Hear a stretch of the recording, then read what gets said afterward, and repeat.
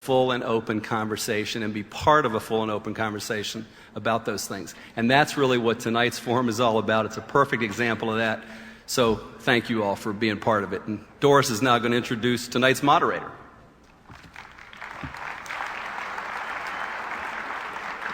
Connie Schultz is a nationally syndicated columnist for the Cleveland Plain Dealer. She's won numerous awards in journalism, including the 2005 Pulitzer Prize for commentary, for columns that judges praise for providing a voice for the underdog and the underprivileged. Connie is an author of 2 books, Life Happens and Other Unavoidable Truths, and a collection of essays, and a memoir about her husband, Sherrod Brown's successful 2006 race for the U.S. Senate, and the book is called "And His Lovely Wife," which I love.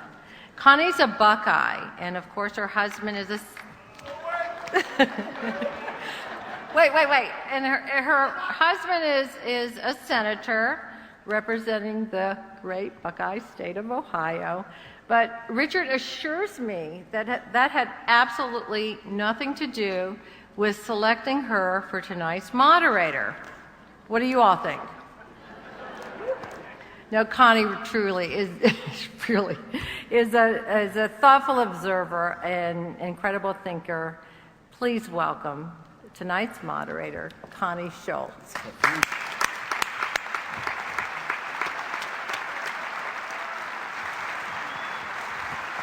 Thank you. I love when they talk about my second book and they talk about his successful race for the Senate, because that would have been a really short book otherwise. Let's get started. I'm going to start with introductions. Now, I'm told that this audience, I can't really see you out there too very well. Now I can. Now I can see a little better. I'm told you're fairly smart. Charlie Rose assured me of that. He said, you have no idea what you're about to get yourself into. And I'm told that you're going to have questions. And so I'm going to remind you now, and I'll remind you right before the intermission. You've got cards, right? As soon as a question pops in your head, why don't you go ahead and write it down? You can always cross it off later. But and maybe I'm the only 51-year-old who does this, but if I don't write it down right away, I do tend to forget it. So you've been reading the bios, I hope. You already know who we're going to be introducing here, so I'm going to keep it really short. I have spent about 2 hours with these gentlemen already. You are in for one big night. Christopher Hitchens. A few people asked me, so let me tell you, he's much friendlier than his picture. He really is. And if you want to start a conversation with strangers everywhere you go, take his book, God Is Not Great With You, to airports. I've had a lot of fun with that in the last couple of weeks. I asked each of them how they wanted me to address them. And Christopher asked for St. Christopher. I nixed that. So, Mr. Christopher Hitchens.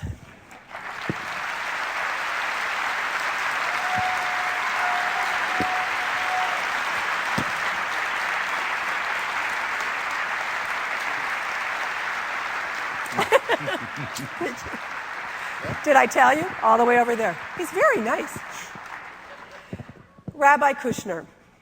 I could go on and on, but you know what I find? All I have to say is, the man who wrote When Bad Things Happen to Good People, and they all go, oh, yes, the rabbi. Rabbi Harold Kushner.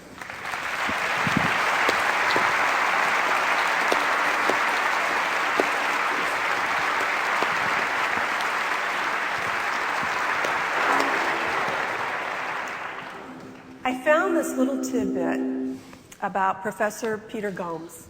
Did you know, he's given prayers at two presidential inaugurations, but he also was in the inaugural issue of Talk magazine in 1999. Here was the title of the article: The Best Talkers in America, 50 Big Mouths We Hope Will Never Shut Up. Reverend Peter Gomes, Professor Peter Gomes.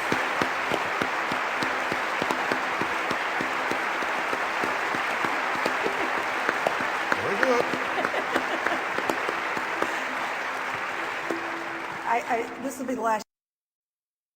An essential question I mention is on a lot of people's minds. What difference does it make whether there's a God? And I really encourage you to talk to one another as you answer the question. What difference does it make whether or not there's a God? Who would like to start? All right, Connie, let me try that first. Okay. Maybe half the time it doesn't make a whole lot of difference because whatever you're doing isn't affected by that. But there will be times where you need strength and you're not sure where to get that strength from. There will be times when life will impose things on you that require resilience, and you're not sure you have enough resilience to meet the challenge. There will be times where you find yourself in a dilemma. You don't know which road to choose. Your whole future depends on it. Where do you go for a sense of direction? I like to believe, following a passage of the Jewish Midrash, that God is like a mirror. And sometimes you have to look into God's mirror and you understand who you really are for the first time. That's where the presence of God makes a difference. I invite the audience to join the thought experiment, but I shall, of course, lead you in the prayers. Picture, if you will, the following, that it is conclusively demonstrated that the figures of Abraham, Moses, Jesus, Muhammad, Joseph Smith, all the other imposters are nothing more than that. Legendary or mythical or fraudulent figures. Are you going to start screwing in the streets? Are you going to start stealing each other's property? Are you going to start not caring about one another or your children? Are you going to have no source for your ethics and your morals? I submit that this is not so, and that those who said to you that the source of morals and ethics must be in some sense godly or supernatural have been fooling themselves and trying to fool you. If there was no God and if there were no prophets and no revelation, our moral dilemmas would be exactly as they are now. Who doubts it? That's my answer.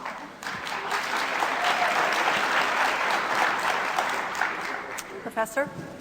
Well, I'm neither brave enough nor smart enough to function in a universe without the God construct.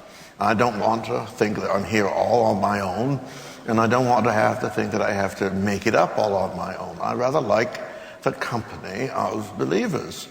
And there's been a lot of bad stuff done, but there's been a lot of good stuff done. And if I have to gamble, I'd rather gamble on both inhibition and blessing than gamble on sheer rational self-interest.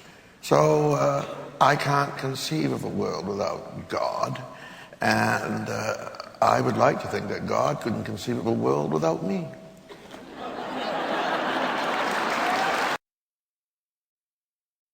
What is at stake for you personally in your beliefs? Even faced with the near sublime geniality of comrades Kushner and Gomes, I'd have to say, at the risk of seeming too solemn and maybe too severe, that for me it's become, especially over the last 20 years or so, since first the fatwa against Salman Rushdie that extended violent Islamic religious theocratic terrorism right into the heart of our own culture, but then the subsequent events that no one has any difficulty picturing, that for me it's become a survival question. I think the parties of God really sincerely intend the destruction of everything I know of and care about that's worth defending. And I, in turn, sincerely intend, wish, hope to defeat them. And I make no sectarian exemption for this. The messianic Jewish settlers on the West Bank who think that by stealing other people's property they can bring on the Messiah are my foe. So are the people in the Muslim Brotherhood, sometimes disguised as Hamas, who claim in that name to be their enemy. So is the appalling idea, very now imminent, that our worst nightmare is about to occur, that an apocalyptic regime, an apocalyptic theocracy, in this case in Persia, will acquire apocalyptic weaponry, something we've all been dreading for a long time. It's about to be upon us.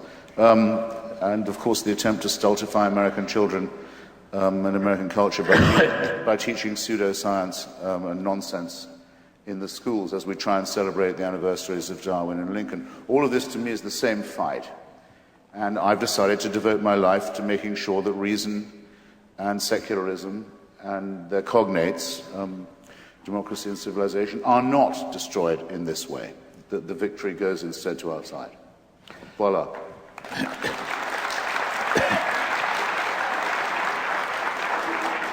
You know, Connie, I would hope that one of the unspoken ground rules for this evening's discussion was that we don't compare the worst of one side with the best of another. Let's take religion and skepticism at their best, or let's take religion and skepticism at their worst, but not compare the sins of religion with the virtues of secularism or the other way around. What's at stake? What's at stake for me? Bedrock, I guess, is the issue of whether my life has any transcendent meaning. Does it make a difference at some significant level whether I lie or tell the truth? Does it make a difference whether I'm faithful to my marriage vows or I stray from my marriage vows? Does it make a difference if I conduct myself honestly or if I try and cheat? Now, I will be the first to admit that there are people who pass themselves off as religious, and they commit adultery, and they cheat their neighbors, and they conduct elaborate Ponzi schemes, and they are an embarrassment to anyone who affirms religion. But you don't judge any idea or any system by its worst exemplars. You judge it by what is the capacity to do for people who want it at their best.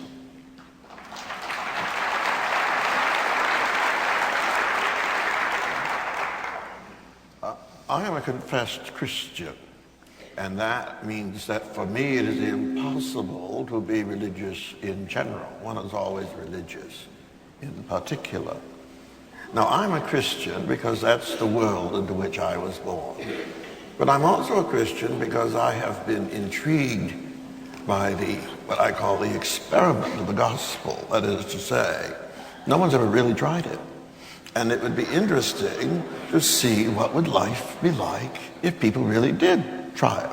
So my whole commitment as a Christian has been to try to translate the great and high theory of our faith into practical living experience. I can't remember who it was. Somebody out there will doubtless tell me, who said, religion is not an experiment that has been tried and found wanting. It's an experience that has been wanted and never really tried. And my job is to try it, and to try to persuade other people to try it, to be mindful of our weaknesses and our excesses, which we confess every Sunday, and also to be mindful of the much higher vision without which I wouldn't dare contemplate this world. So my stake is high, but it's also very particular. If it were not, I'd find another way to make a living, of which there are many, and many far easier than this one. Mr. Hitchens, I suspect you have a response. I'm sorry, I'll just have to say that I think anyone who applauded either of the foregoing remarks is incredibly easily pleased as well as incredibly easily amused. Is it not the case that we are not here tonight to discuss how good a humanist can you be? How does Judaism or Christianity help you to be a good husband or father or citizen? The claims of religion are not that. The question is this, and I certainly don't claim to be a better citizen, husband, father, or even debater than anyone else on the basis of my beliefs. But isn't it the case that religion says that that's where morals come from in the first place? My challenge is the following. Not just can you name me, ladies and gentlemen, brothers, sisters, comrades and friends, I've done this in front of many audiences now, there's a prize for the person who can do it. Name me an ethical statement or an ethical or moral action made by a believer that couldn't be made or performed by a non-believer. You have time to think about it. Email it to me if you like. You have all the time in the world. No one's been able to do it yet. There is a prize, and I'll tell you later, what, perhaps if you're good, what it will be. But no one's put their hand up, have they? They never do. May I try one question? You may, by all means, Rabbi, but there's a corollary question before I stop. Name me a wicked action performed or recommended, or an evil thing said by a believer that is said because of their belief only, that a secularist would not be able to do. And everyone has immediately thought of something. Every one of you knows. The genital mutilation community, entirely theocratic. The suicide murder community, almost entirely theocratic. The shall we terrify children by telling them about hell as a consequence of masturbation community is entirely theocratic. The child abuse community in general, more or less, it slightly irritates me to have to appear with spokesmen for great religions who always act as if they've got absolutely nothing to apologize for, when the reverse is the case. Rabbi? No, well, for one thing, I think religion, any sensible religion, has a lot to apologize for and acknowledges it. And let's not pretend they don't. To judge religion in the year 2009 on the basis of what was said 3,000 years ago is a little bit like condemning today's medicine because of the terrible things that doctors did to patients in the Middle Ages. Is it? You want something which you can get from religion you can't get elsewhere?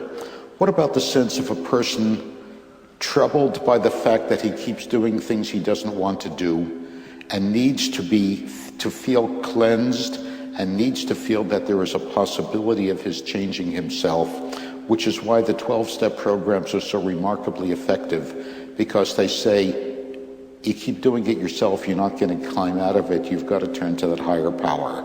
I don't see anybody doing that without some sort of what I would call a spiritual religious source. I spent a great deal of time in the religious tradition out of which I come, confessing my sins. Some might think that's a morbid preoccupation. It is not. One of those sins is the sins of arrogance, thinking that we know everything. Another is the sin of ignorance, not knowing that we don't know anything. Which is why at the center of most responsible liturgies is a confession which acknowledges that religion is a human construct, not a divine construct. And as human beings, flawed as we are, we're going to construct religions which will aspire to great things, but which will, in some level, be incapable of those great things because it depends on us. Fallible, frail, difficult human beings.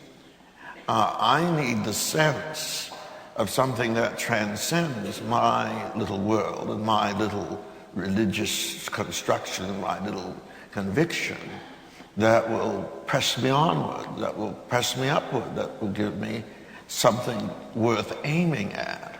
And I think at the very best, religion is an aspiration, not an achievement. And that's why I do what I do. I aspire. I couldn't, if the Reverend Professor, or the Professor Reverend will say again what he just said, that a religion is not God-made but man-made, then I'm done. Good. Well then, let's go drink. Man made God in his own image. That's why there are so many gods. That's why the gods often say such stupid and wicked things. That's why they fight with each other.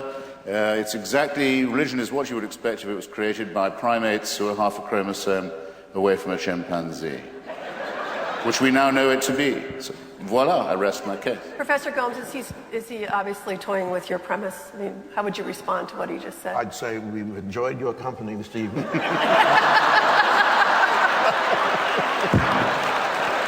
I hope we meet again. Okay. No, it seems to I did ask for that. I must.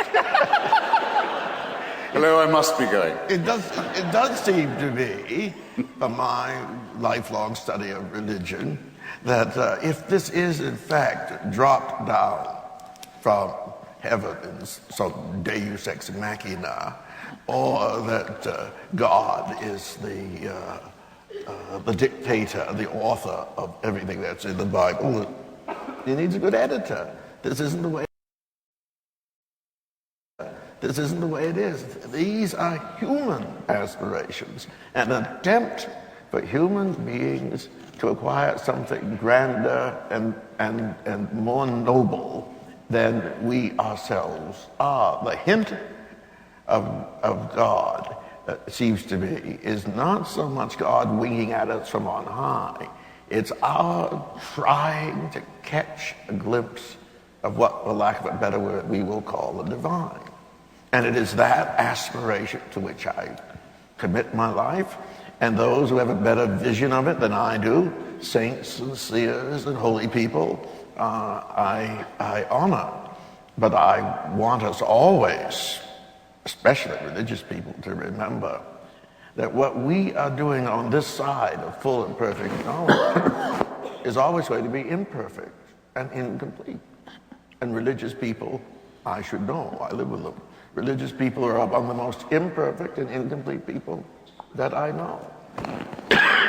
Rabbi? Excuse me. Sure. Peter, I wonder if there's a middle ground here where we could say that religion originates with God, and when human beings try to write it down and institutionalize it, it always falls short of the perfection of the original revelation, that the Israelites came to Sinai and met God and tried to write down what that encounter meant to them. And inevitably, I think we've all had the experience. If you have this wonderful thing happen to you, you try to tell a friend about it, you will never capture the wonderfulness of it in your words. That's what happened at Sinai. They tried to write it down in what became the Bible, and it is an imperfect, flawed, incomplete record of what I think was a transcendent experience. Now, Bertrand Russell was asked once, well, what if you die, check out, and you're confronted with your maker or St. Peter or whoever it is, and you have to give an account of your unbelief? And he said, in that event, I should say, "Oh Lord, you did not give us enough evidence." Now, I feel I've spent a lot of my life trying to improve on that, but I'm not going to do that now. I want to say, with the Reverend Professor Gomes, what I feel is he isn't giving me enough to disagree with or disagree about. I mean, of course, by all means, I think one of the great cultural projects that we all must involve ourselves in and agree to undertake now is, given that most of us at least half suspect that the heavens are empty, what are we to do in the absence of the supernatural about, or even the spiritual, but say with the numinous, or if you want, the spiritual, the feeling that there's more to life than just the banal, the feeling that is given to us by love or by music or by architecture. To be an atheist is not to say that these things are nothing or count for nothing. Say, how shall we handle the numinous in the event that there isn't a supernatural? I would give it as an example. I wrote a short book about the Parthenon, still one of the great buildings of civilization, and still with the great power to stir. I don't believe in the cult of Pallas Athena. I don't believe in Athenian imperialism. I don't believe in the Panathenaic procession. I don't believe in the Eleusinian mysteries. But I couldn't be without that building. I couldn't. If it was destroyed, it would be worse for me than the destruction of, say, Chartres or the great mosque at Damascus. Why? It just would. There's something about the symmetry of Hellenistic architecture and what went with it that means an enormous amount to me, and that I couldn't quantify, and I don't feel I have to. Those who are here would either know what I meant or wouldn't. And it's just as when Francis Collins, who's become a friend of mine, I hope I'm not banging on too much about this, but I think we've come to a certain point. He's a believing Christian. He also ran the Human Genome Project. He says that he was hiking one day in the uplands of, I think, Washington State, and he came across a frozen waterfall that had frozen in 3 streams, like a trinity. And he said at that moment, he fell to his knees and accepted Jesus Christ as his personal savior. Now, I don't respond to nature like that. And my hikes are much less demanding, I freely admit. And also, what if there'd been 4 streams or only 2, and there wasn't a trinity? All this is at hazard to me. And I'm with William James. The varieties of religious experience, they're subjective, they're real to the people they happen to. But you can't tell me because you've seen the Virgin Mary appear to you that I must accept the doctrine of the virgin birth.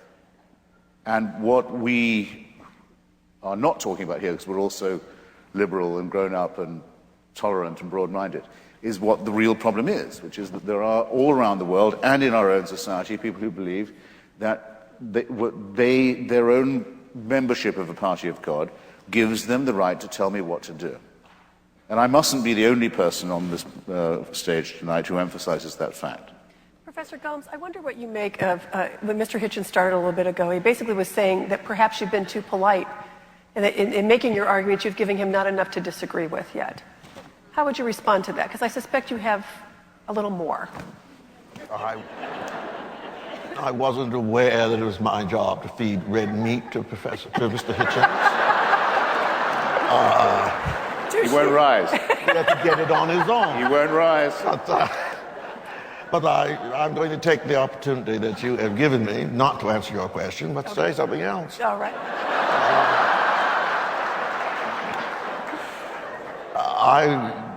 I was at Harvard just at the point where the great theologian Paul Tillich died. He was in Chicago. And there was this wonderful account that somehow a telegram was dispatched to Karl Barth in Basel that the great theologian Tillich had died. And apparently Barth's reply was, now he knows. Now, there's a great deal that I do not know about the substance of my faith. I don't know, I find it impossible to explain the Trinity, and I find it very difficult to believe the explanations that have been offered, but it's part of the furnishings of the household in which I have chosen to live.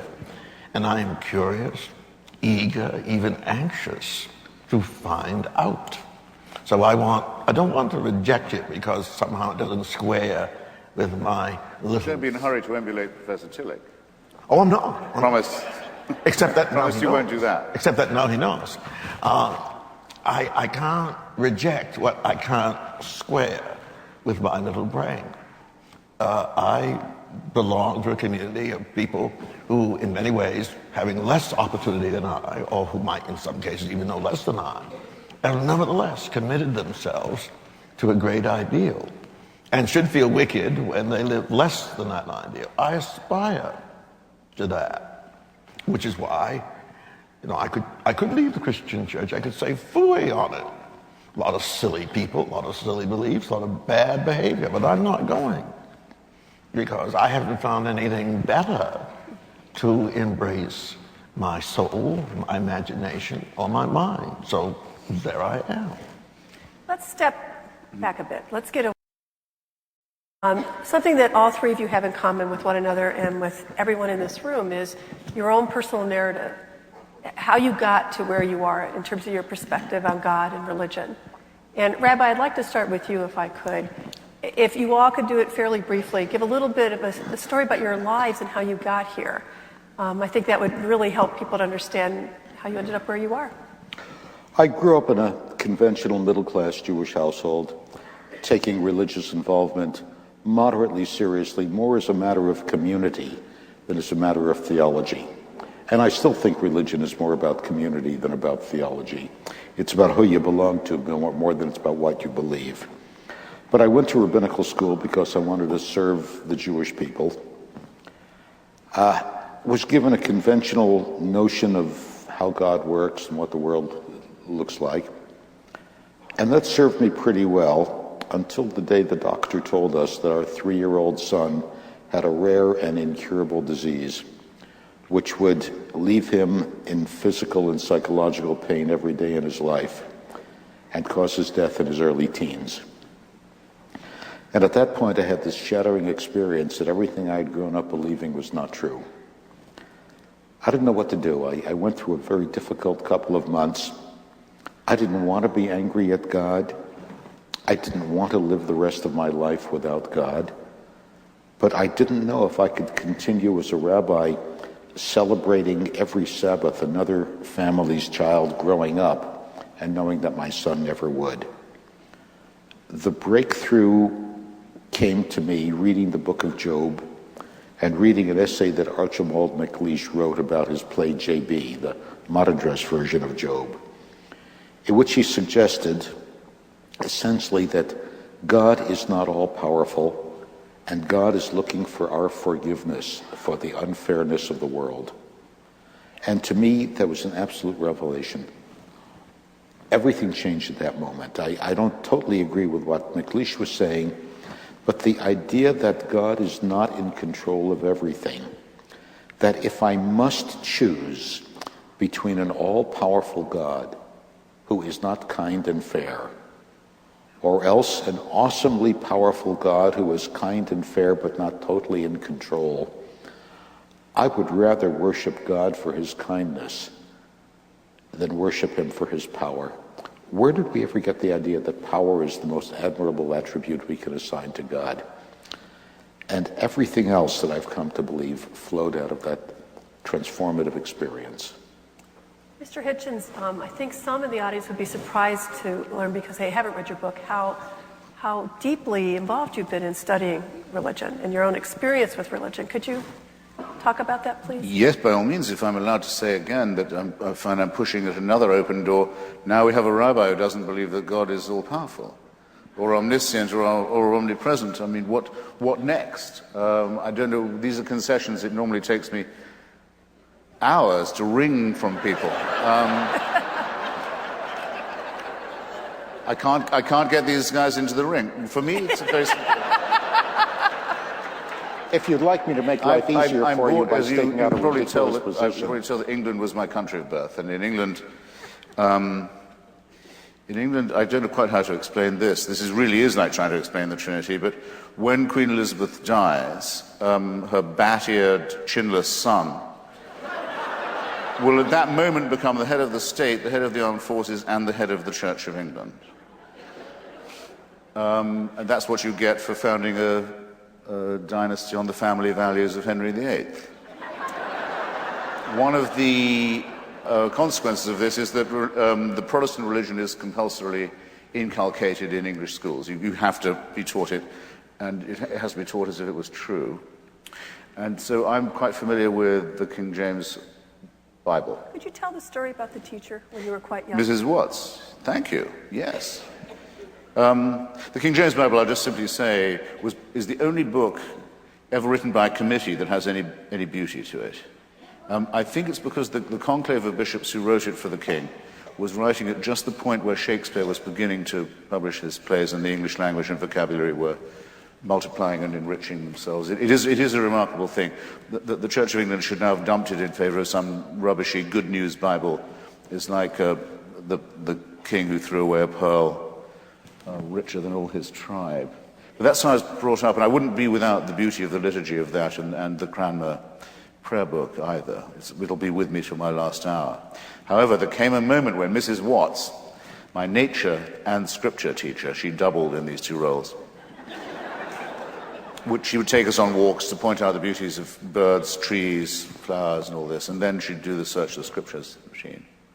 She said to us one day, over-ambitiously, as I now think, "Well, children, notice how lovely the woods and the trees are today, and see how they're so beautifully done in shades of green. And green," she said, "is the color most restful to our eyes. And isn't it nice of God to have designed it that way, that he's put the vegetation to be adapted, to make it nicest for our eyes? After all, it could have been orange or purple or something that would be very clashing." And I thought, I was 10, I thought, this is bullshit. I didn't know anything about chlorophyll or photosynthesis or adaptation by natural selection or evolution by I didn't know any of that at all. Neither did she. Neither at that point did anyone know much about DNA or these things. I just knew somehow, no. My beautiful blue eyes, the source of my sexual charisma, have adapted to the vegetation, not the other way around. I knew that. I knew it as if I'd been At taught 10, you knew. I knew it as if I'd been taught it. So the idea that one has a duty to God, or that now the rabbi says God has maybe a duty to us, who owes whom the explanation, has always been to me very strictly a non-question. And its subject, theology, a non-subject. And I'm sorry that that's as far as I've been able to go. Professor Gomes? Well, one should not build a career on the inadequacy of one's instruction. And I do think that's... we have all had bad religious instruction. I had a Sunday school teacher who patted me on my head, and she said, we were reading about George Washington Carver, and she said, "Doesn't it please you, dear boy, to know that one of your people invented the peanut?" Now,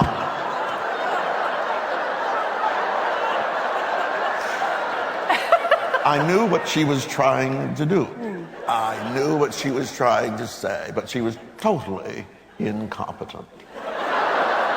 And I'm happy to say that I have sat at the feet of wiser and better informed people over the years, and I'd like to think that the complexities of the queen of the sciences, theology, for better or worse, have become a little more available to me. But one of the problems with the theology has been theologians tend to speak only to each other. And the vast majority of the praying, thinking, working people know next to nothing about theology.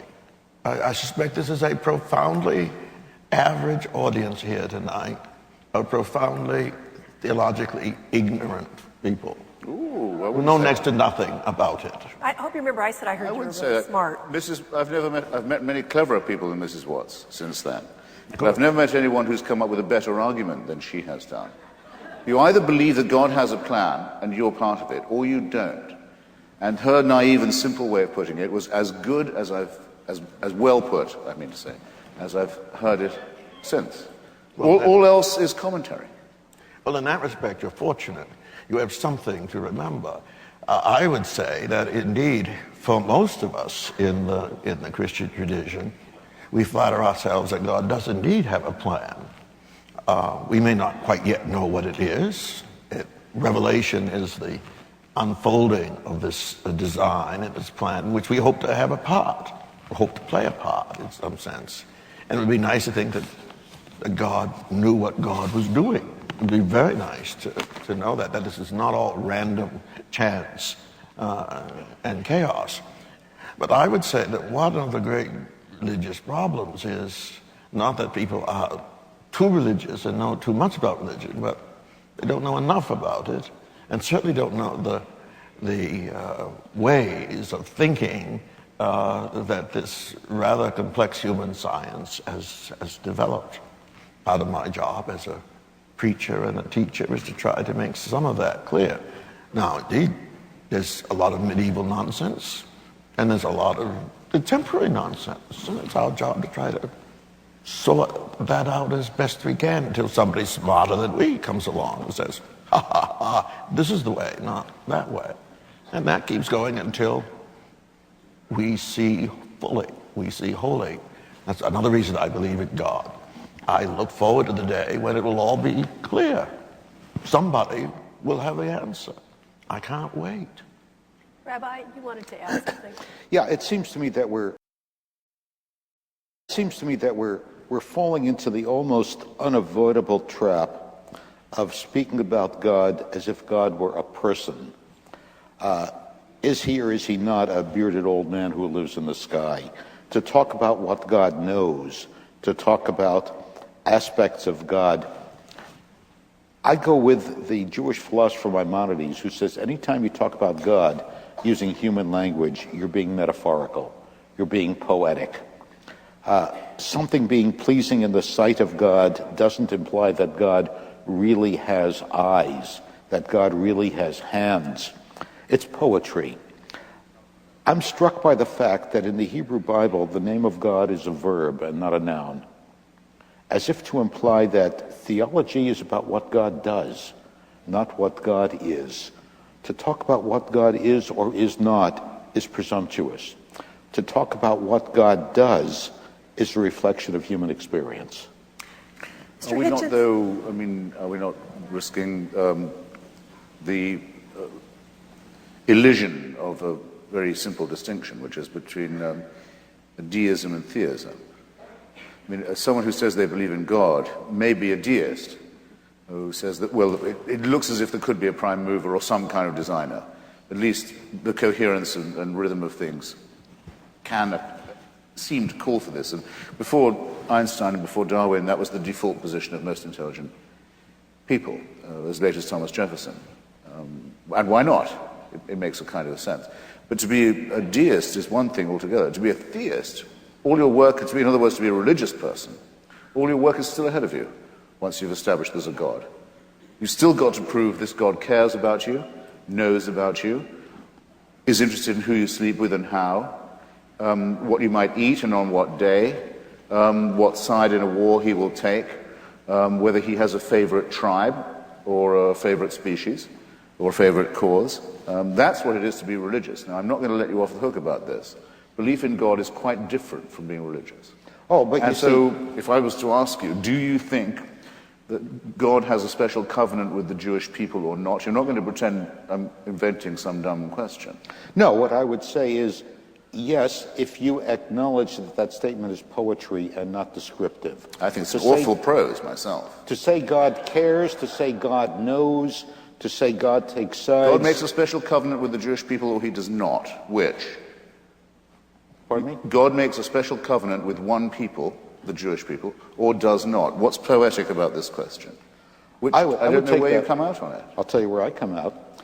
That God's relationship to the Jewish people is not a theological statement, it's a historical fact. Unless you can tell me that somebody else, unless you can... You have sources of information denied to everyone else here. Try this one. Were the Psalms written by the Jewish people or by some other tribe? Were the prophets representative of come out of the Jewish people or someone else? Did the biblical tradition come out of the Jewish tradition? That's what I mean, that God has a special relationship with the Jewish people. He can have a special relationship with other people as well. But again, it is so tempting and it is so misleading to talk about God as if he were the president of the world who has certain policies and certain limitations and certain attributes. I agree it's absurd. I just don't think it's misleading if you are religious to say that such a person exists, has plans, gives orders, expects commandments to be followed. Or if you don't, you don't, and I'm welcome to the fold and so on. I mean, could I just ask, do you, sir, Professor Reverend, do you think that God gave his only son for the redemption of the world? I do. Very good. And I believe that we, who are Christians, believe that because we have no other way to explain our relationship to God, our relationship to one another, or our relationship to this person called Jesus Christ. There's no other way that makes sense.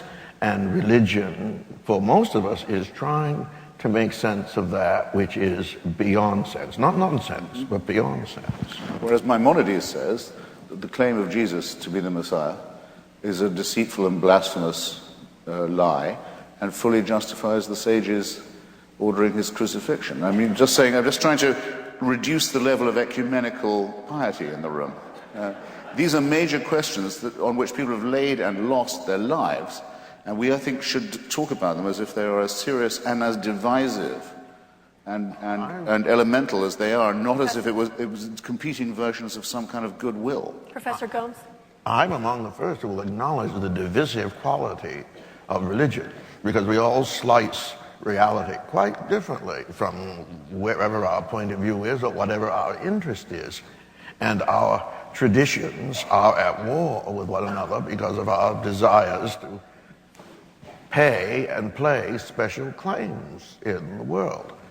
That is not to diminish any of those traditions. It's to acknowledge that human beings, overwhelmed by conviction, are likely to do very nasty things to other people because they have, in most cases, forgotten the first principles of whatever religious tradition it is to which they are adhering.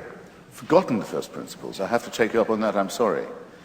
His Holiness the Pope has this week rehabilitated into his church 4 formerly excommunicated bishops. I'm sure most people here know what I'm talking about, of a formerly heretical schismatic sect, one of whom denies that there was an attempted Judeocide or Holocaust in the 20th century, and adds that he thinks that the United States government is responsible for 9/11 and set it up as a provocation to allow itself to invade the Middle East. Right? Now, the reason the Pope is rehabilitating these people is because they are loyal to the first principles, not because they have betrayed them. They're loyal to the Pope. No, they're loyal to the first principles. The first principle is that everyone was present at Calvary. We are all guilty for the sufferings of Jesus. We were all there. Every time we sin or fall away, we increase the loneliness and the torment, and that the Jewish people, most specifically because they were witnesses to it, cannot be forgiven for the crime of deicide. That is the first principle. The Church had been moving away from this principle for, I think, largely political reasons. Now, because of its loyalty to the first principles, it is restoring into credit and union neo-fascist demagogues and crackpots. This is not a thing that a serious citizen can look at with indifference. This is happening in our communities before our very eyes. The spread and recrediting of disgusting ideas that a church should be expelling, not readmitting. Wouldn't you say so? I want to shift gears for a moment. Public perception, if I may be so bold as to suggest I may have some idea of what the public perception is of each of you. For the two of you, your lives are spent, even as you struggle with your own questions of faith, in ministering to the needs and the faith needs of others. And Mr. Hitchens, you are often, rightly or wrongly, depicted as basically the angry atheist. Well, you can see that. I mean, I'm not saying that's fair. So I would like each of you, please, to address that in terms of what is it like to be who you are today? And how accurate is the perception of you that you surely, each of you already gets an idea of what people think of you most of the time. What is that like? I am not an angry atheist. I'm a simple pious Baptist. But I happen to be a university preacher in a place that is famous both for rational discourse and alleged indifference to religion, where people are very much concerned about religion. Instead of students coming to me and saying, we'll have no more of this nonsense, they come to me and many others and they say, if you have anything to tell us, for God's sake, as it were, please do. And I do. I do it every day. I do it every Sunday. I teach, I preach, I celebrate the sacraments, I pray with people. I see them out of this life. I see them at their high moments. I see them at their low moments. And they see me as a servant of this God whom I'm prepared to serve. And I accept that. I understand that. Those were the terms of my ordination by which I accepted this identity as a Christian minister. And I rejoice in it. I mean, I don't do it because I think I have all the answers. I don't. Has your confidence been relentless? Have you never had moments? It occurs to me that there is something strangely familiar about the way we're seated on the stage tonight, with Christopher Hitchens to my far left.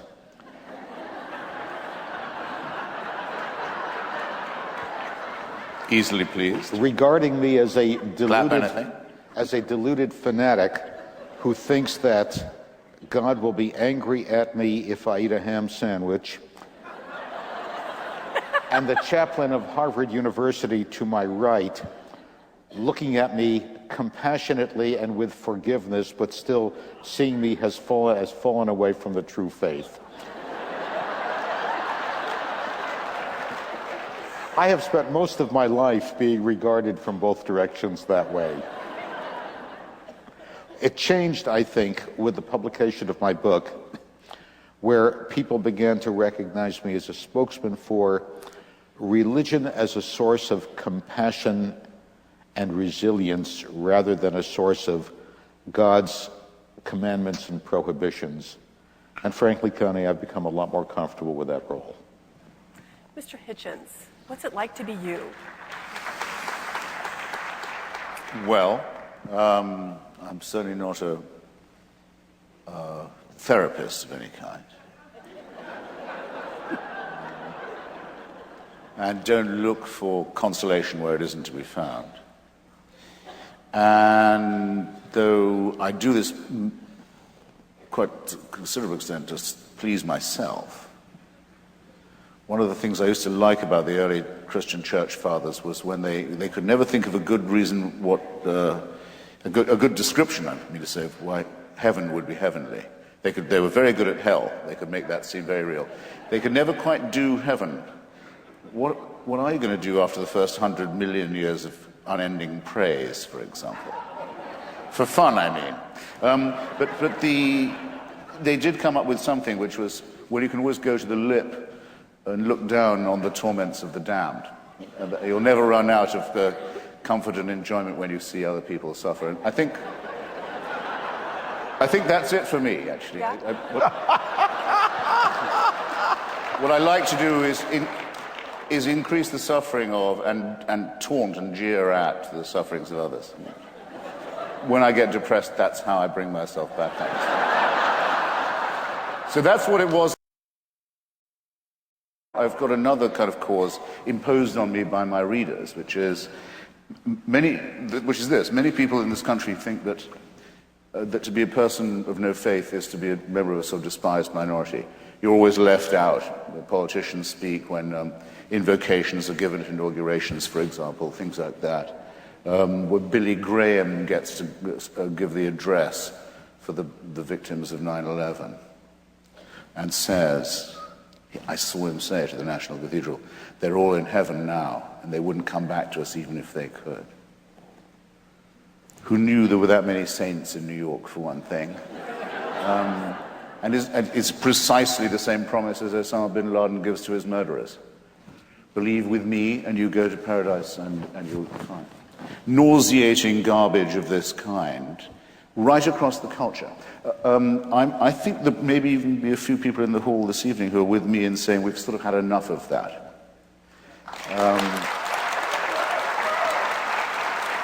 We are not spoken for by religious big mouths, and we think we have the right to live where we do actually live, which is in a secular country with a democratic secular constitution and declaration that says you don't have to believe any of this, and the government may not support it by your tax dollars. And this is a struggle of great importance, both at home and against our theocratic enemies abroad. And that one of the pleasures now of secularism, quite apart from trying to increase the misery of the other team, is that you're helping to defend the United States Constitution against all enemies, foreign and domestic.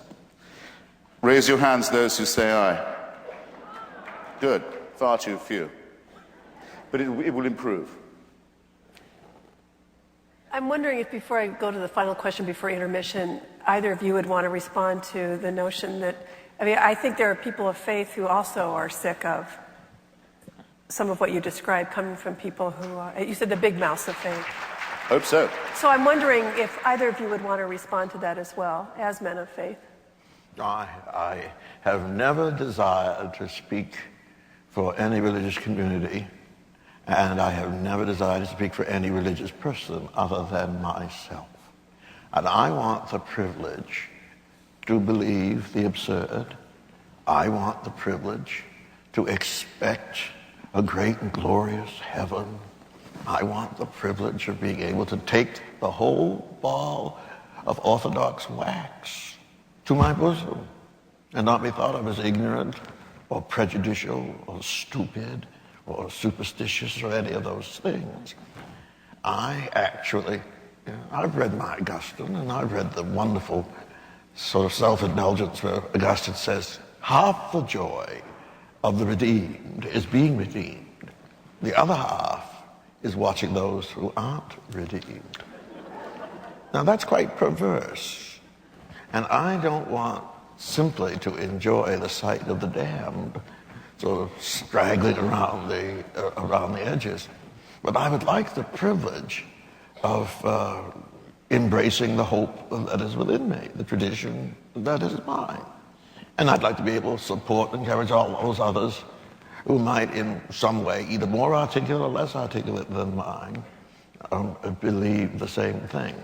Seems to be the great thing about this republic is it permits and it ought to permit all of it. It ought to commit itself to preserving the right of those who do not believe not to believe.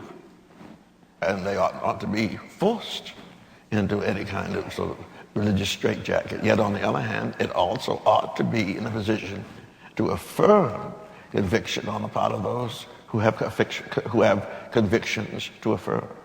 Seems to me that's the greatness of this republic. And I too would fight to preserve that. Rabbi? My abstract commitment to the principle of freedom of thought and tolerance is challenged by some of the really stupid things that are done in the name of religion. I cringe when I walk into a house of mourning and I hear somebody saying to the bereaved families, it was God's will, or they're in a better place, or I remember there was a 6-year-old boy who was run over by a truck, and the clergyman officiating his funeral said, this is not a day for sadness, this is a day for rejoicing that Billy has been taken into heaven with his soul still unstained by sin. I guess that means before he was old enough to be interested in girls. And, you know, I spent a lot of my energy trying to clean up the mess that these people left behind. And yet, even as I want them to give me the right to speak in the name of God as I understand God, I feel obliged to give them the right to articulate their views. And as long as all the competing views are heard, there will be some people who, for characterological reasons, need to believe the more fundamentalist perspective, and there are others who, when given a choice, will take the more liberal view. And I don't think I could ask for anything more than that. For the final question, I want to borrow from your book, Mr. Hitchens. There was a question that I've really been thinking about a lot. Why doesn't our religious faith make us happy? And I'd like each of you to address that as our final question before we break for intermission. Please. Well, gee, Connie, my religious faith makes me very happy. Makes me happy. I mean, sometimes it doesn't. I mean, there are times where, you know, the Red Sox are playing a playoff game on Yom Kippur and I have to miss it. But otherwise, you know, if you take a sufficiently mature view of happiness, which is not defined as doing whatever you want whenever you want to do it, I find that religion is what makes me happy, is what endows my life with transcendent meaning, is a source of guidance, and I would be lost without it. The term happy is often used in the black church to describe the ecstasis, that sort of hallelujah moment that most people observe and comment when they enjoy almost something to excess. You'll say, oh, Sister Brown's got happy. She's dancing in the aisle. You know, it's not because she's come to some incredible intellectual understanding that finally the chips have fallen into place. No, she's overwhelmed by some sense that she counts. She's noticed, she's seen, she's heard, she's felt. And the only way she responds to that is the way the Pentecostals do. I know lots of happy Christians. Now, when I go into mainline churches, some of which I could name right here, I look out at these rather grim people. They don't look very happy. They don't look very happy. I want to say, the Presbyterians need a good colonic. That's what they need.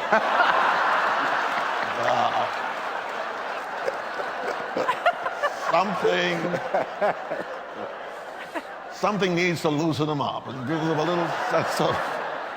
As someone who was raised Presbyterian, I got to say amen. Don't you know what I'm talking about?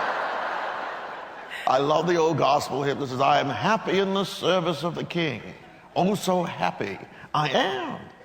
There used to be categories in mainline Protestant hymn books called happiness. They're all gone now. But I mean, they used to be, they were sort of embarrassed about saying, you know, I love Jesus. Jesus loves me. He loves you too. I don't know why, but he does. And, there is a sort of emotional freedom which in our desire to understand and explain everything, I think we've lost. But I think the happiness is a fundamental ingredient of faith, not anger, not violence, not anxiety, But remember, the angels come and are always offering joy, which is related to happiness. I believe in happiness. There was a reason you asked that question. Well, yes, but I mean, now, come on. I didn't mean it to. I have here, if I was to ask him if he thought Calvin was a real influence, I think I know what kind of answer I'd get. Calvin had a real problem. And yes, he's only a personal believer. And so, I mean, look, I think it is very ingenious. I'll have to give this to Christianity, that it manages to reconcile ecstatic shout and holler stuff with the idea of original ineffaceable sin and ineffaceable guilt. I think to be able to do that, to be able to square that circle, is to show what promising primates perhaps we are.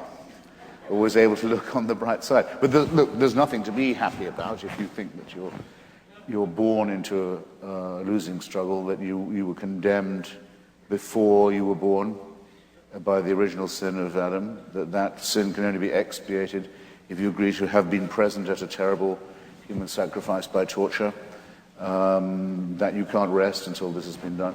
I mean, if I was burdened with that kind of belief, I think I would every now and then burst out in great streams of babbling joy.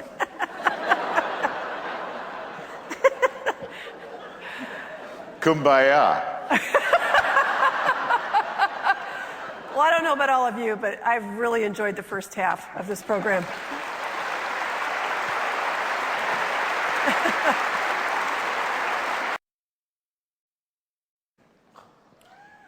We probably should change the seating order. If you like. Yeah, when I sit there.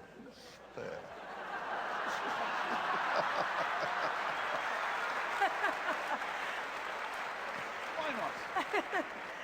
All right, let's get started. We've got a lot of questions. We're going to try to get through as many as we can, and we're going to try to keep it moving up here, okay? This is from Sabina. I hope I'm pronouncing this right. Does spirituality have to come with religion, or can it exist on its own? By the way, what is it? What is it?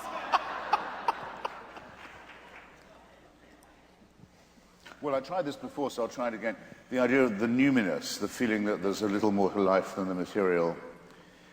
You can't measure love, but you feel you know it not when you see it, when you experience it, and so on. The feeling of transcendence actually might be a better word than numinous. I think it's very important to preserve that while not allowing the supernatural to own it or trespass on it. An example I would give, though I know very little about music, Verdi, who no one would deny was able to write beautiful music of a devotional kind as well, actually was quite a decided atheist. But it didn't mean that he couldn't produce music of that kind.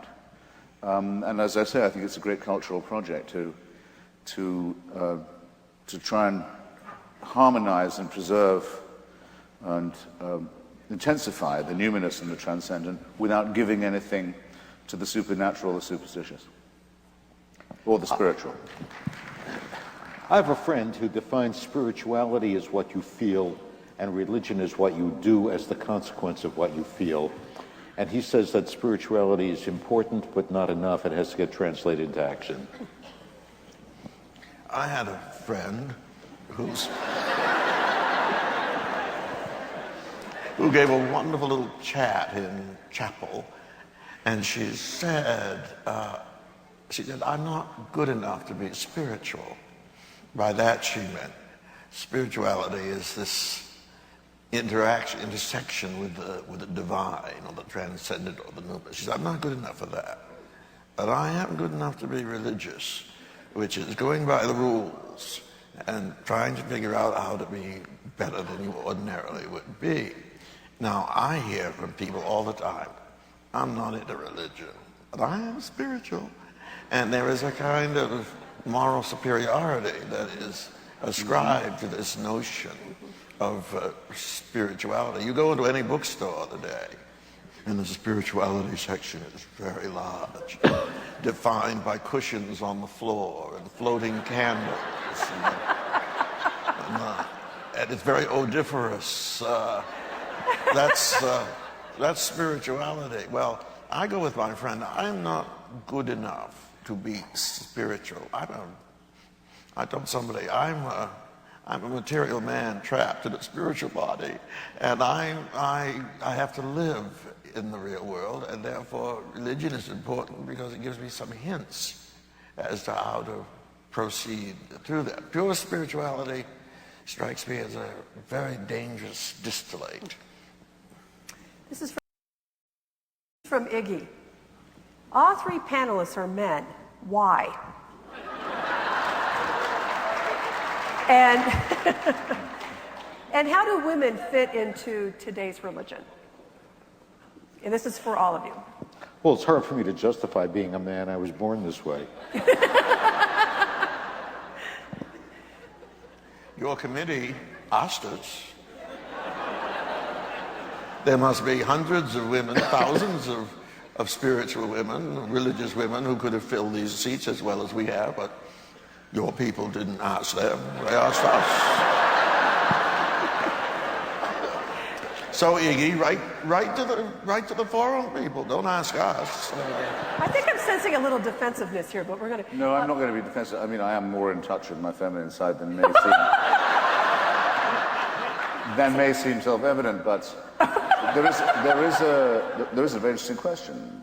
I very often ask myself, it's not as true about Judaism as the other monotheisms, but especially Roman Catholicism and Islam. If you go to the great sites of pilgrimage and you go to the great occasions of great holidays, women are the ones who keep it going. And they're the ones who are in church on off hours as well, doing their little private things off to the side, little ceremonies. I'm pretty sure I know why this is, by the way. Because women do the childbearing. And because in many of the societies, very poor originally, where these religions are regnant, it's quite common to lose a child. And certainly the fear of losing one is very great.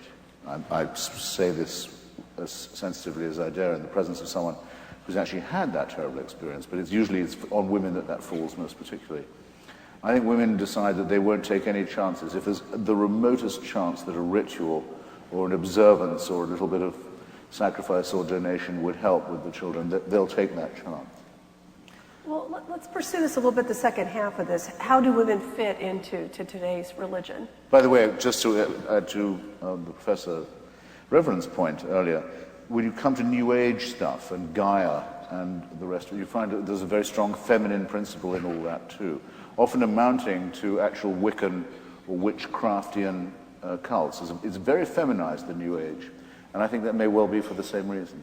It's a widely held belief, including, I think, one that's shared by a lot of very baffled men, that somehow there is something more spiritual about being female.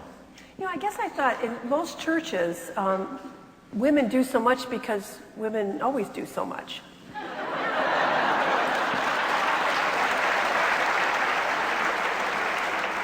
But if we could pursue, if you have anything to add, what is the role for women to play in today's religious life? Connie, I think one of the great stories of religion the second half of the 20th century and into the 21st is, at least in Judaism, reaching out to embrace women and give them the opportunity to serve.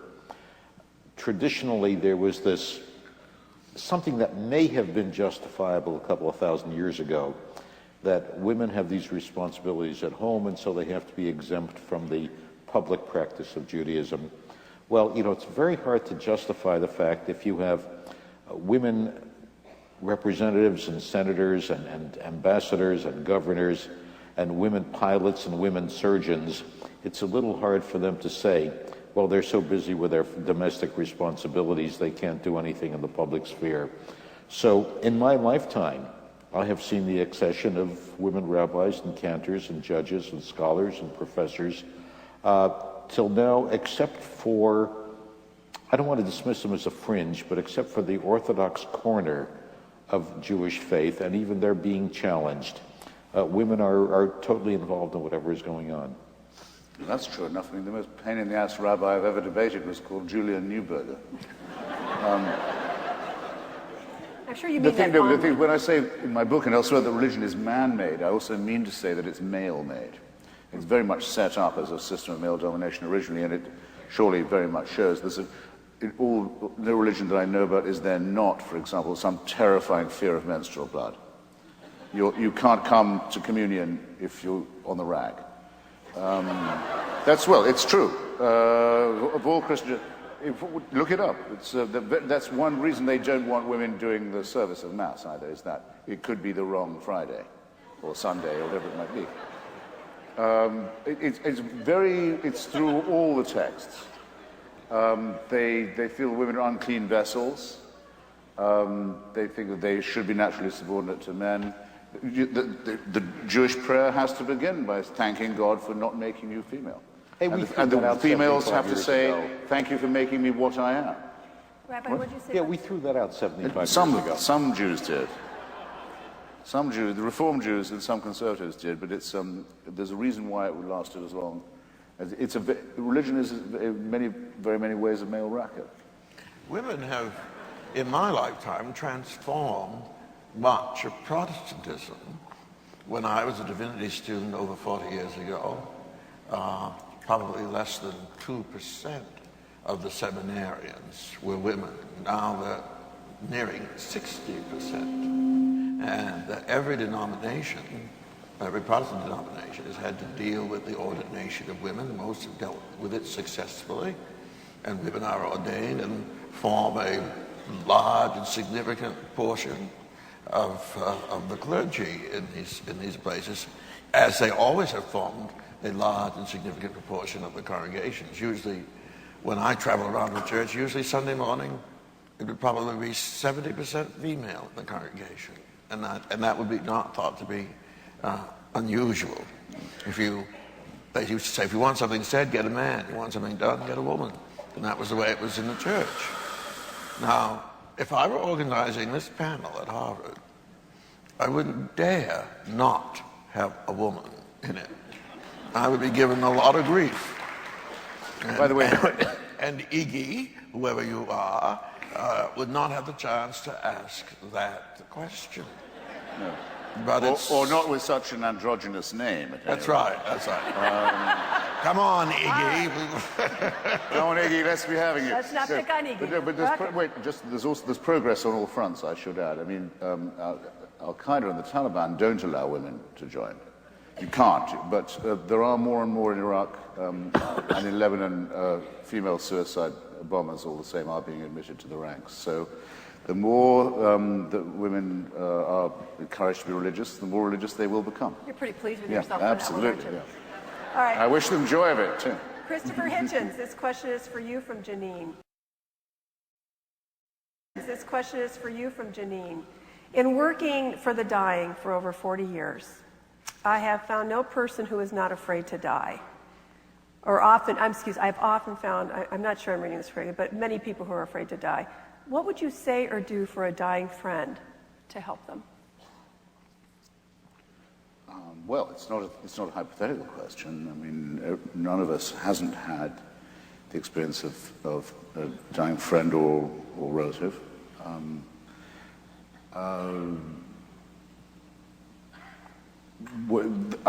actually not the one who is particularly asked to be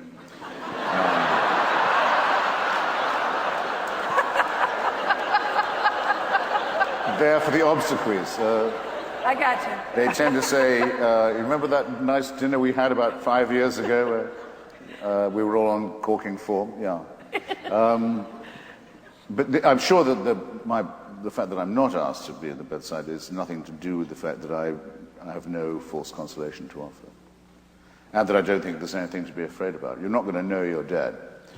There's nothing to be afraid about. The only thing that you could think of that would be really terrifying is if you were told you're going to go on living forever. Now, there's a really unbearable thought. A really disgusting one, and I can't offer that either. Rabbi, I suppose for the panel, why do good things happen to bad people? Why do bad people get away with murder? I have lost track of how many people have urged me to write a book by that title. And my response is, who would buy it? Who would you give it as a present to?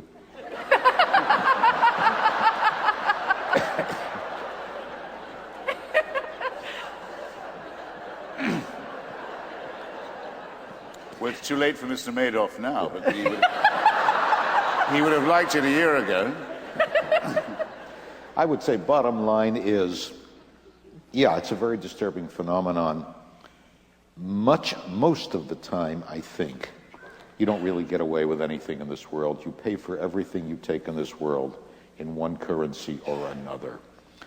The Bernard Madoffs, even if he had not been caught, would have missed out on much of what it means to be a human being.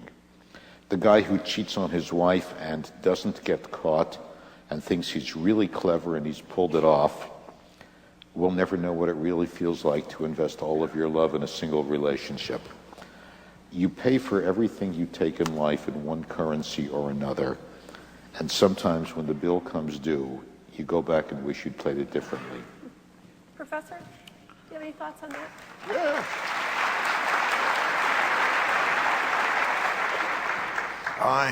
I once said that Rabbi had given me a wonderful definition of the word envy.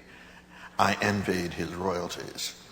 And there was a sense in which he spoke, and does speak, to the fundamental question that we all ask. But I would write a slightly different book. My book would be, why do good people do wicked things?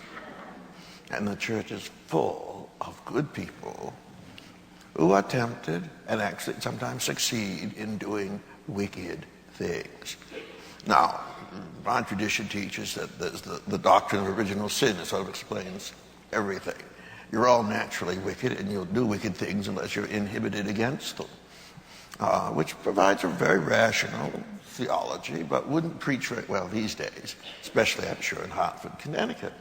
But the fact of the matter is, the greater question for me is people who want to do the right thing, want to be thought of as good and virtuous, often end up doing terrible things. And I think of St. Paul's famous line, the good that I would do, that I do not, and that which I would not do, that I do. That's the human and the moral dilemma. And it seems to me that's the task to which, confession, forgiveness, amendment of life, all of that is directed towards. So that would be my take, but I don't think my book would do as well as Rabbi's book. Do you want to add anything? Yeah. There are things that a morally normal, even a very morally average or mediocre person would not unprompted do. For example, hold down their daughter at the age of 6, tear off her underwear, and cut her genitalia with a sharp stone. They wouldn't do that if they didn't think God was telling them to do it, or the mullahs, or if it's a boy, the rabbis weren't telling them to do it. One of the reasons why I have the lurid subtitle I do of my book, that Religion is a Poison, is that it makes ordinary moral people, compels them, forces them, in some cases orders them, to do disgusting, wicked, unforgivable things. There's no expiation for the generations of misery and suffering that religion has inflicted in this way and continues to inflict, and I still haven't heard enough apology for it. Rabbi, you want to add something? Christopher, I've got to call you down on referring to circumcision as genital mutilation. My son cried more at his first haircut than he did at his bris. And statistically... You weren't doing it right then. Statistically, the only long-term effect that it seems to have on people is it increases their chances of winning a Nobel Prize. I can't find the compulsory mutilation of the genitals of children a subject for humor in that way, or flippancy in that way. Maimonides says very plainly that it's designed to repress sexual pleasure, to deprive a male child as far as possible of the opportunity of that. The full excision, not just the snip or the full mandatory covenant is fantastically painful, leads to trauma, leads to the dulling of the sexual relationship, and can be in itself life-threatening at that moment. We have the records, I can show them to you, of hundreds and hundreds and hundreds in the United States, boy babies who've died or had life-threatening infections as a result of this disgusting practice. That a person as humane as yourself can sit here and think of that as a fit subject for humor shows what I mean. Religion makes morally normal people say and do disgusting and wicked things, and you've just proved my point for me. Shame on you for saying what you just said. Shame on you for saying it about your own son, my God. Let's move on. Yes, let's. What next? Cutting the labia of little girls. At least Judaism doesn't do that. This is a question. What if a Muslim was to say to you just now, my little girl cried more at her first haircut than when I cut off her clitoris? What would you think of me if I was to say such a disgusting thing? Well, remember, we are not talking about detail here. We're talking about whether religion makes people behave better or not. let's give the rabbi a chance. I wanted to move on, but let's give the rabbi a chance to respond to what you said, because it got pretty personal here. So, Again, my experience in my own son, my own grandson, hundreds of congregants, has been that it's not nothing like what you're talking about, and that for whatever reason that this has become an issue for you, I just think is excessive. What do you mean by that? Oh, What do you mean by that? That I'm more There's personally... an undertone of innuendo to this. Let's bring it on. No, there's no innuendo there. What I'm saying is, Sure. you know, I've lived through this personally, and You've inflicted it, is what you're saying. I've been what? You've inflicted it, or officiated at it, is what you're saying, isn't it? Well, officiated, yes. Inflicted, no. Forget Maimonides. Maimonides has his hang-ups about I should that. forget Maimonides. Since when do you say that? Because on issues of sexuality, Maimonides has some very medieval ideas. I ran across the line in your book that Orthodox Jews have sex through a hole in a bed sheet. Do you know Orthodox Jews who told you they have sex that way? No. I say it is said of Orthodox Jews that they may do that. all right, gentlemen, I'm sorry to break this up. That's a Reformed Jewish rumor about Orthodox. We have a lot of questions from the audience, and I want to give others a chance. Genital mutilation is no joke. Question for the rabbi and the professor. Is there room in heaven for Mr. Hitchens, and why?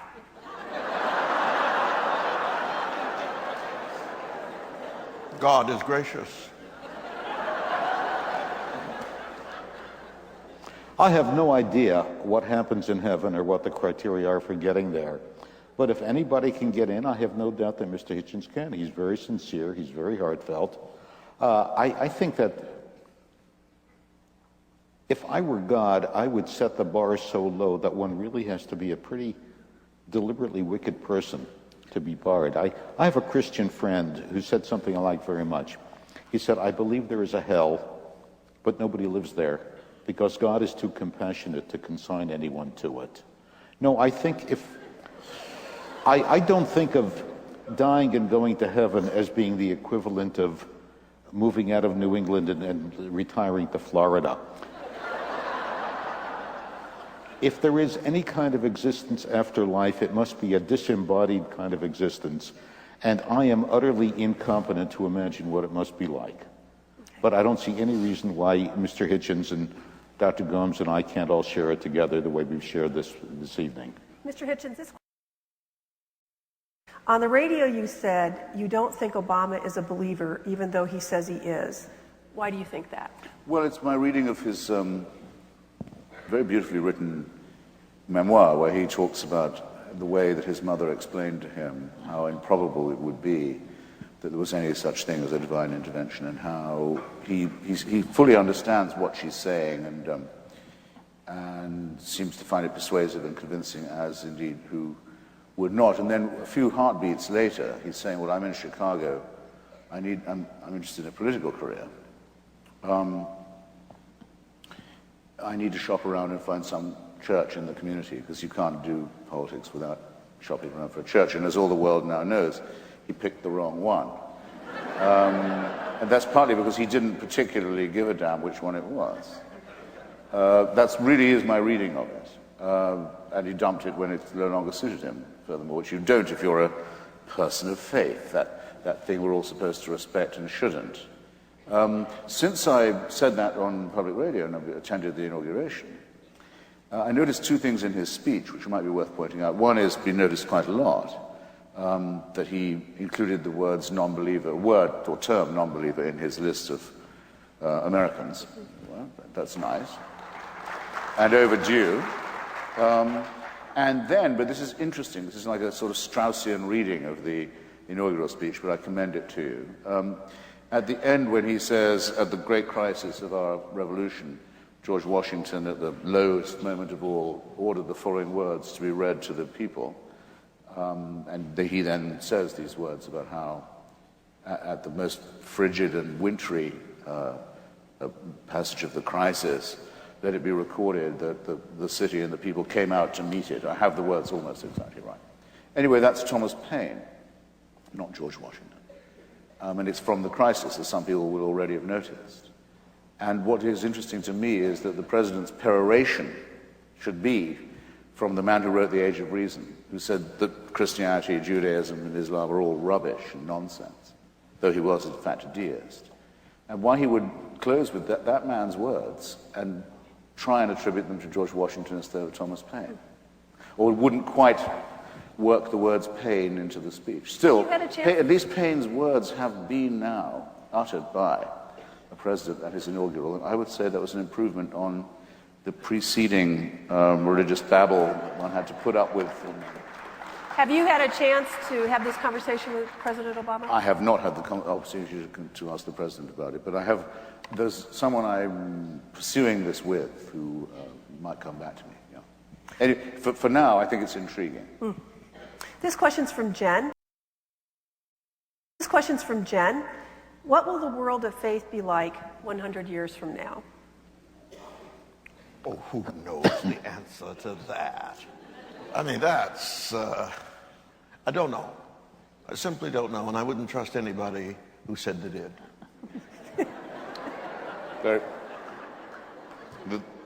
As they say in Quaker meetings, this friend speaks for me. Rabbi? I would just hope that there's still people around 100 years from now so that the issue becomes relevant. Okay. Because religions, this is from David, because religions disagree on specifics, is the ideal debate between believers and non-believers, or rather should it be among the different religions? Who'd like to take that on first? I think both have to happen. I think that religious discourse is only advanced, quite frankly, within and among the religious, among believers. They have similar values, similar things at stake. They care. And so there is going to be there ought to be some honest conversation there. A sidebar to that is the conversation between those who believe and those who don't believe at all. But I don't think it's one or the other. I think it's both. I don't like the idea of setting it up as a debate, the idea being that one of us will disprove the other. I think the most exciting thing that's happened in my lifetime is that religious leaders have learned to listen to each other. When I was growing up, we only spoke to people of our own faith and disparaged others. I know devout Christians who keep a Jewish Sabbath as a day of disengagement from the world, as well as Sunday as the Lord's Day for church. I know Jews who have incorporated Buddhist meditation into their daily worship. I know Buddhists who are enchanted by the Christian notion of a God who enters into our suffering to make it less painful. This reciprocal contribution, I think, is a tremendous step forward. And I would like to think that between theists and non-theists, there is some kind of possibility for a similar fruitful exchange. It's a bit mushy, isn't it, this I'm okay, you're okay ecumenicism, as well as, if I may say so, a bit ahistorical. Hundreds and thousands and millions of people died on these points of distinction and thought that their lives were well thrown away for it. And I think one ought to respect that and not talk as if this is just a general discussion about how we can all get along. I said earlier that if you're a deist and you can say you think there is a God. You have all your work still ahead of you before you can be a theist and show there's a God who intervenes in human affairs. But once you've done that, there's a huge amount of trouble ahead. It's not my problem, but the Roman Catholics believe that ex ecclesia nulla salus, outside their church there's no salvation. You're not really a Christian unless you're their kind of Christian. I know many, many Protestants who say the same about Catholics, that Catholicism is a terrible heresy. A large part of my country of birth was convulsed in murder and destruction on this point, which kind of Christian you had to be in order to be a real one. These are not small distinctions, and people invoke them as strongly as they will invoke the idea that there's a God or a Christ or a Messiah in the first place. I don't believe the rabbi really thinks it doesn't matter if someone is Buddhist or Jewish. I don't believe he's got to that ecumenical stage. I don't believe he does. If he does, he's in a very small minority in his community. I think these things must be taken seriously. Now, you asked me, and it's a joke question, do I think I'm going to paradise? Of course not. I wouldn't go if I was asked. I don't want to live in some fucking celestial North Korea, for one thing, where all I get to do is praise the dear leader from dawn till dusk. I don't want this. It would be hell for me. So let's get that clear. But when Rick Warren, who's invited to give the invocation at the inauguration of an elected constitutional president of these United States, was asked in Colorado the other day by a Jewish woman, "Can I come to your paradise?" He says, "No." Well, screw him. And don't let's say that there's a nothing distinction. The trouble with religion only starts when people have affirmed that it's true. It only begins then. Then becomes the really nice bit, interreligious warfare. That's the really agreeable part. Question from Howard. Question from Howard. A priest, a rabbi, and an atheist walk into a bar. Finish the joke. And the barman says, "What is this, some kind of joke?" Any contributions, gentlemen? Move on. Move on. Move on. Why is religion so often associated with killing, wars, etc.? This is from Bill. Well, Bill, religious people who engage in killing, war, and violence believe they are carrying out the dictates of their God. And so they are justified in doing whatever it is that they do. And there's a certain rational understanding of that, but it's also contrary in many ways to the heart of most of the religious traditions, that we are not God. We do not do what God does. And if God does that, then that's God's business, not ours. That's where the modesty bit comes in. And that's what makes of Christianity such a powerful and compelling witness against which so much of our tradition has gone. Christianity doesn't tell you to go out and kill people and do all these terrible things in the name of Jesus. In fact, it says quite the opposite. But that's what we do, and that's why we have to be taught, and that's why we have to confess, and that's why we have to be transformed. Rabbi, you were motioning. Peter, I think maybe it works the other way around. It's not that religious people go out and kill and carry on wars. It's that people kill and carry on wars, and at some basic human level, they intuit that what they're doing is wrong, and so they look for the veneer of religion to cover it and justify what they are doing.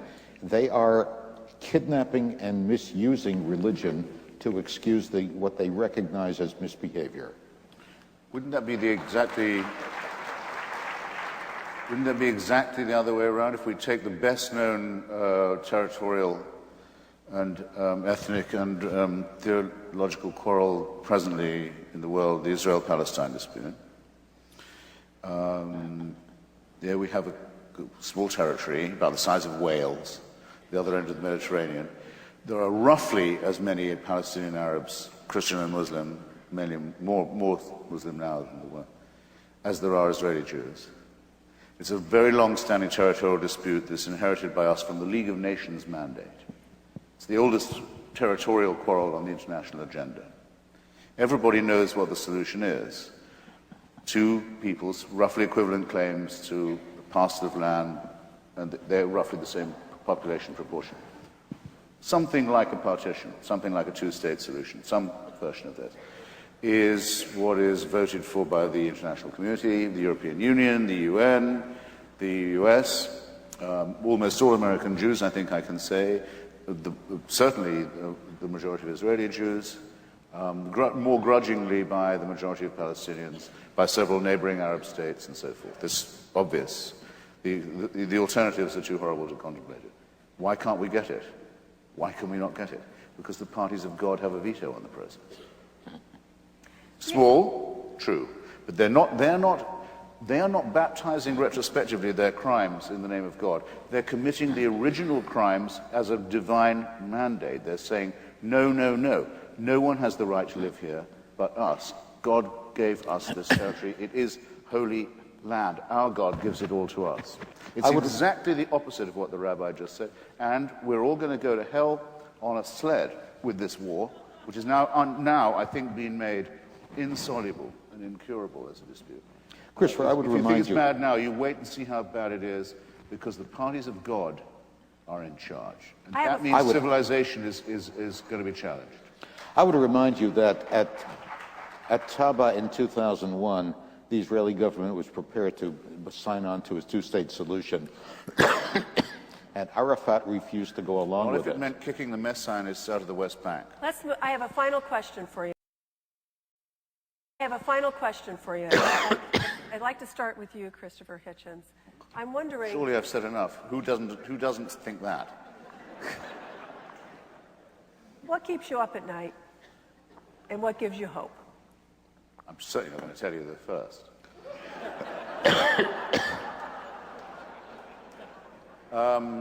And as for hope, I'm a great believer in the uses of pessimism. Once you've worked out that you are born into a losing struggle, and you don't take false consolation, and you're not happy clappy, the sky can suddenly clear for a bit.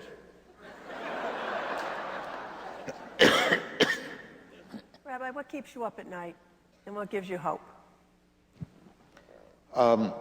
Never quite sure what keeps me up at night. I'll tell you what gives me hope. Very often the question is phrased to me in terms of, do you think human beings are getting better or getting worse? And my answer is yes. I think in some ways we're getting better, in some ways we're getting worse. And I perceive a glacial but perceptible increase in human goodness. Behavior which was acceptable in wars generations ago is now at least controversial, if not forbidden. 19th century novels, is there a Dickens novel which doesn't have the death of children in every other chapter? That was taken as part of life. 21st century, the death of a child is a shattering tragedy. Behavior which we tolerated not that long ago is at least embarrassing and very often just proscribed. So I think we are slowly coming closer to the image of what the fully realized human being is going to be. And that gives me hope. Professor?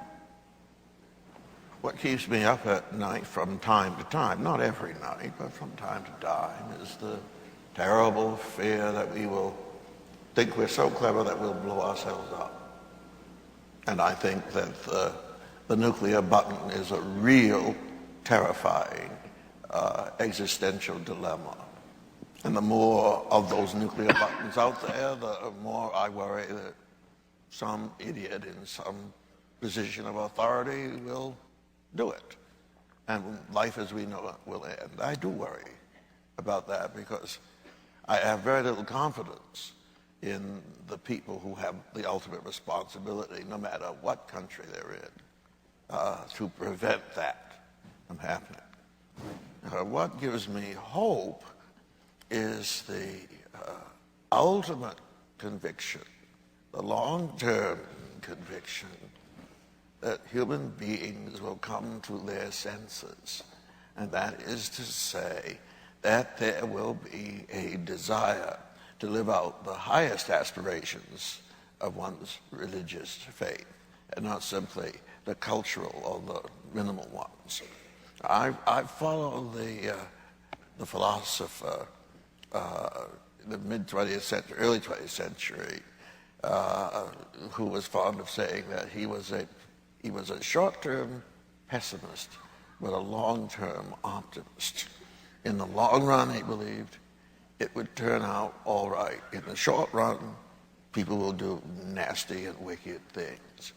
And we just have to sort of get through that in order to get to that brighter thing. If I didn't have that hope, I don't think I would be a minister. Gentlemen, thank you for your time. Thank you for sharing your wisdom.